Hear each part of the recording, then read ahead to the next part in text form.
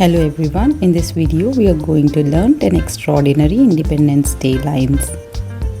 Freedom is not just a word we celebrate on 15th August, it is the breath we take, the rights we enjoy and the sacrifices we must never forget.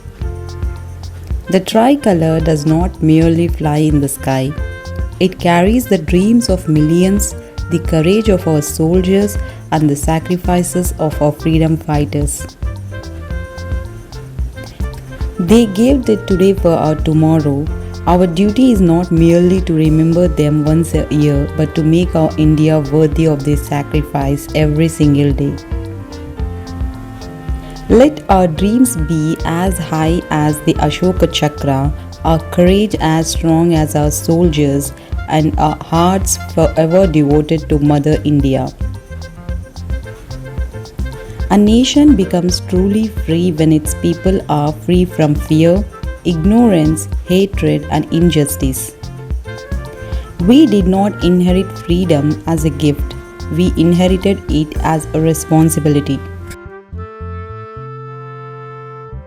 Let us salute not only the heroes who won our freedom, but also those who protect it every day.